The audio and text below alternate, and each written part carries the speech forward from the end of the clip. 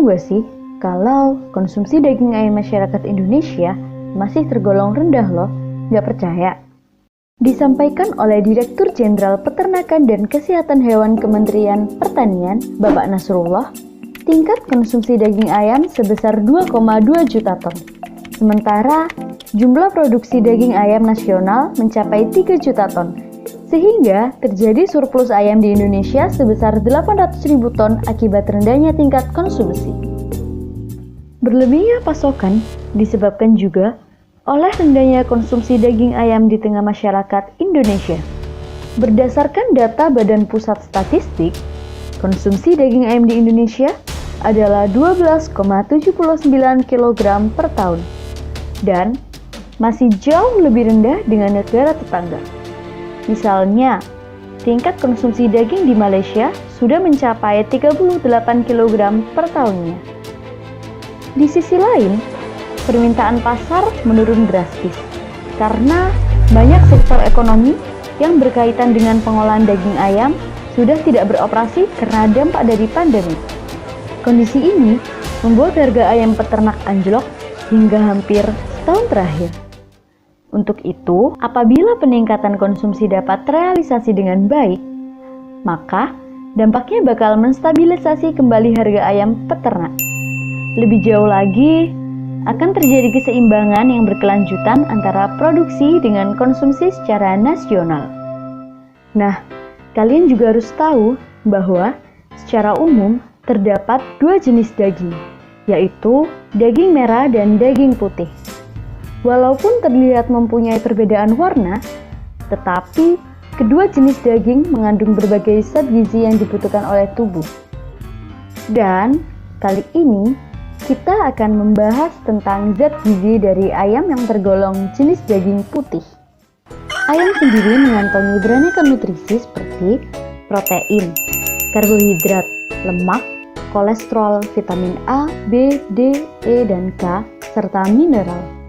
Dari semua nutrisi yang ada di dalam ayam, kadar masing-masing nutrisinya berbeda loh, tergantung pada bagian mana yang dikonsumsi. Seperti bagian dada ayam yang memiliki daging kering dan berserat, karena tidak mengandung banyak lemak dibandingkan dengan paha ayam yang dagingnya basah, karena mengandung lebih banyak lemak. Di tengah kondisi pandemi COVID-19 ini, kita harus menjaga kesehatan tubuh kita sendiri. Tidur yang cukup dan berolahraga setiap hari juga penting untuk kesehatan dan kebugaran tubuh. Selain itu, menjaga asupan gizi dan makan makanan yang sehat dapat membantu meningkatkan imunitas tubuh loh. Dan dapat didukung dengan menu makanan berbahan dasar olahan ayam yang cara pengolahannya berbeda-beda. Mungkin sebagian dari kalian pasti bosan dengan olahan ayam yang itu-itu saja. Padahal, banyak sekali masakan berbahan dasar ayam yang juga memiliki manfaat lebih daripada nutrisi yang terkandung dalam ayam. Salah satunya adalah sup ayam jahe kentang.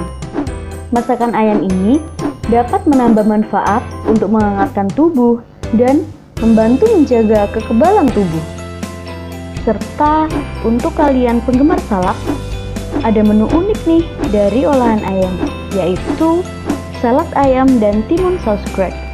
Olahan ini sangat menggugah selera dan pastinya membantu menjaga kebutuhan nutrisi. Dan yang terakhir, jangan sampai ketinggalan. Ada ayam balado saus jamur yang rasanya mantap. Olahan ayam jenis ini memiliki efek antioksidan yang tinggi, serta dapat membantu untuk menyeimbangkan kadar kolesterol dalam tubuh. Selain dari cara pengolahannya, semua manfaat pada ayam juga didukung oleh kondisi peternakan ayam.